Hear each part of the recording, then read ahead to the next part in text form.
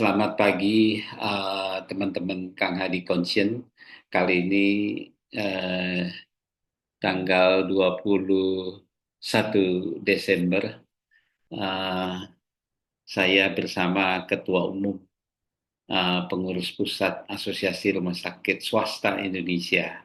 Ya, tentu kemarin sudah berkunjung audiensi dengan DJSN. Nah, sekarang harapan daripada rumah sakit swasta ini ada surat yang dilayangkan untuk Kementerian Keuangan Republik Indonesia, tentu tentang pemberlakuan pajak 12% bagi sektor kesehatan. Untuk itu mungkin izin saya menyapa Dr. Gigi Iksan Hanafi. Selamat pagi, Dr. Iing. Assalamualaikum warahmatullahi wabarakatuh. Masih di mute. Oke. Selamat pagi, Kang Hadi. Waalaikumsalam warahmatullahi wabarakatuh. Baik, Dr. Iing izin saya share suratnya ya untuk Ya, silakan. Bentar ya. Mana dia?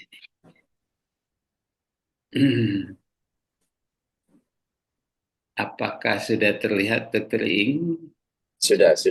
Oke. Oke, silakan Ya. Dr. Iing supaya publik Oke, jadi tahu. kami dari Asosiasi Rumah Sakit nomor surat 1648/PP RC strip B 12 tahun 2024 permohonan penghapusan PPN 12% pada layanan rumah sakit.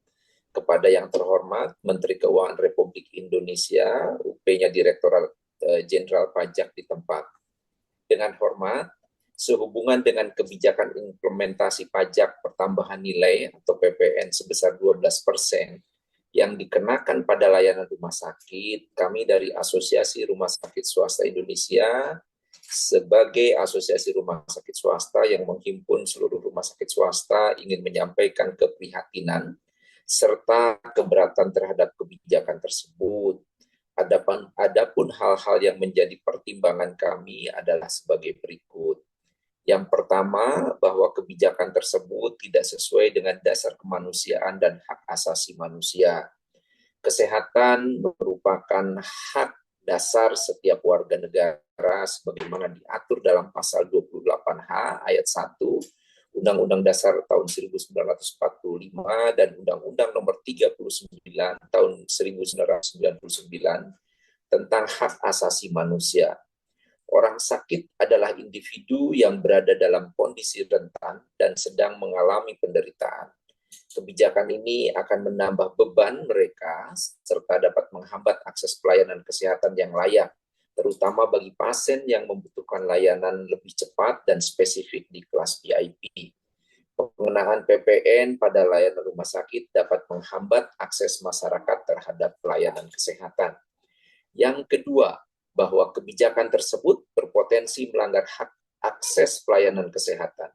Sesuai dengan pasal 3 Undang-Undang Nomor 17 tahun 2023 tentang kesehatan yang telah diberlakukan sejak Agustus 2023, menyatakan bahwa penyelenggaraan kesehatan bertujuan meningkatkan perilaku hidup sehat dan meningkatkan akses dan mutu pelayanan kesehatan dan sumber daya kesehatan. Pelayanan kesehatan bertujuan untuk menentukan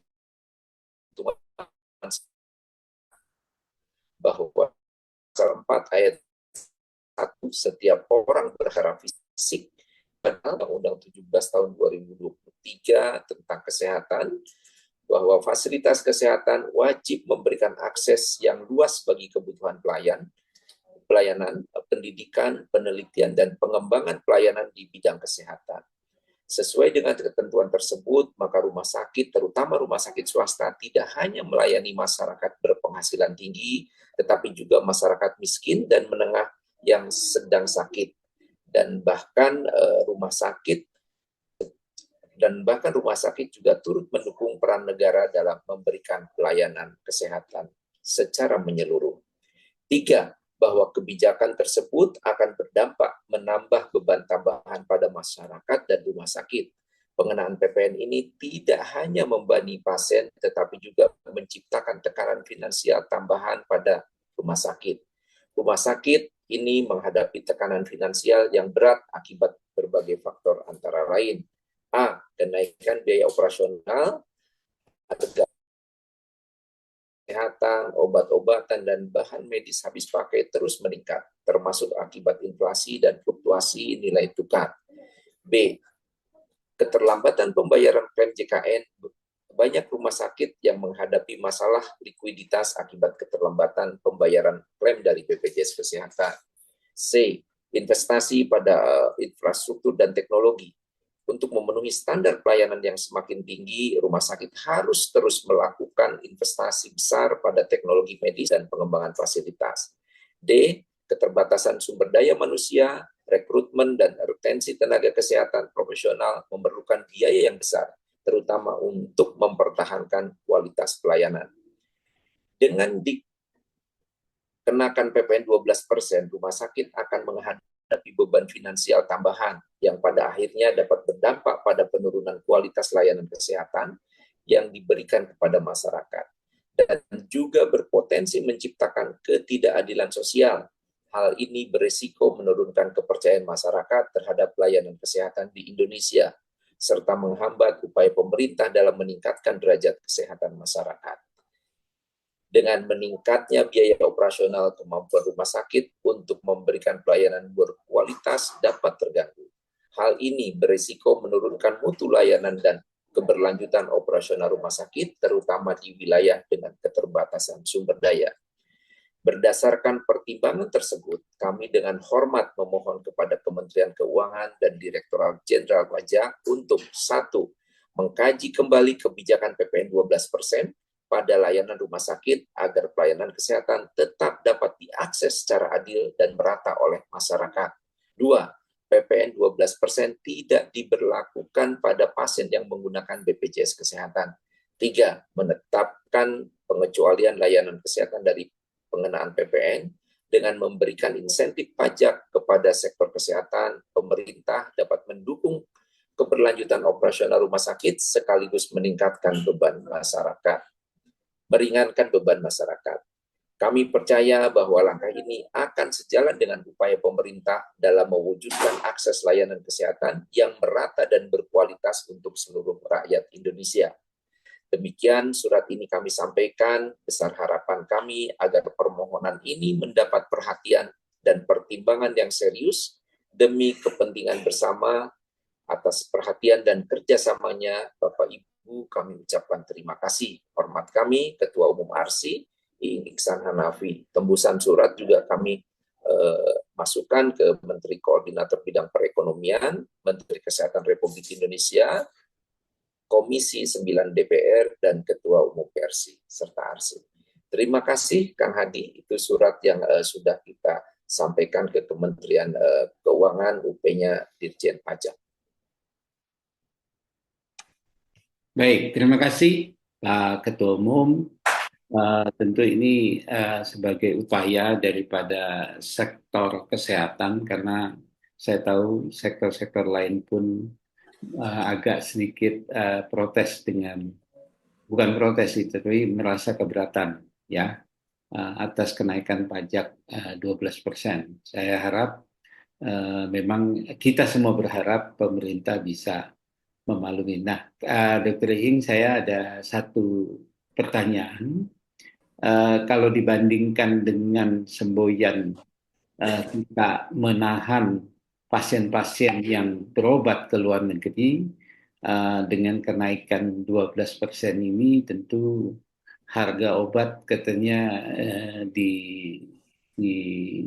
Indonesia maupun alat kesehatan ini diberlakukan sebagai pajak barang mewah.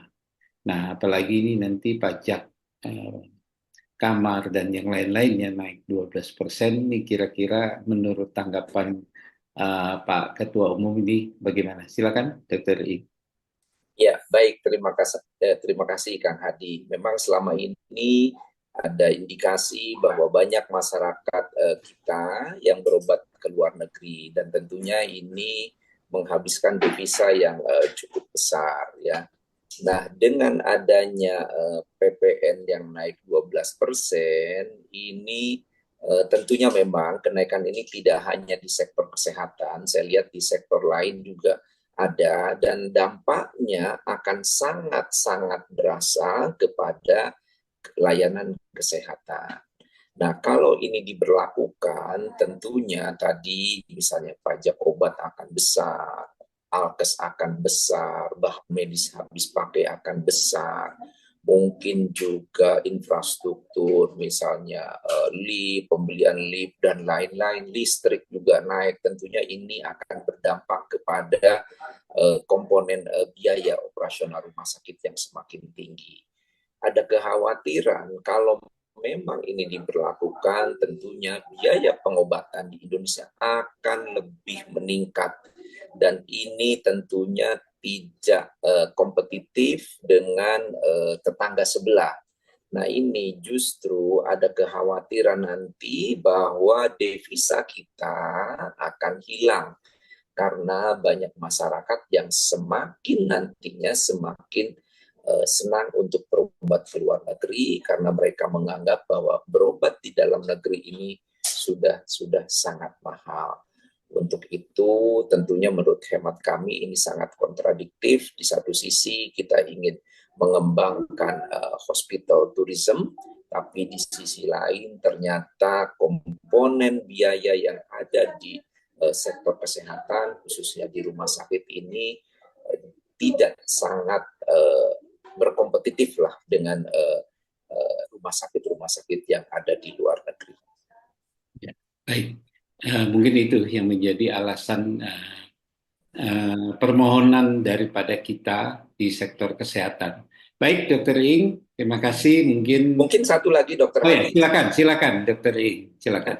Satu lagi yang paling penting ini terkait dengan pasien-pasien BPJS ya. Kita juga karena tarif BPJS ini kan sudah paket. Jadi sesuai undang-undangnya ini jangan sampai nanti kalau BPJS ataupun top up ke VIP itu tidak dikenakan PPN. Nah, ini sangat mendasar sekali gitu. Jadi kami berharap bahwa janganlah pasien-pasien BPJS ini dikenakan PPN. Ya, mungkin itu Dokter Hadi. Baik, ya kita berharap semuanya berjalan dengan baik ya. Pemerintah dengan uh, program JKN-nya bisa dilaksanakan juga di semua sektor, baik itu uh, sektor pemerintah maupun sektor swasta, terutama sektor swasta yang agak sedikit Ya. keberatan, gitu ya. Baik, terima kasih Pak Ketua Umum Dr. Gigi Iing Iksan Hanafi. Ini sedang berada di luar kota ya. Nah, ini Ya. tetap siaran supaya teman-teman masyarakat tahu jeritan hati kita.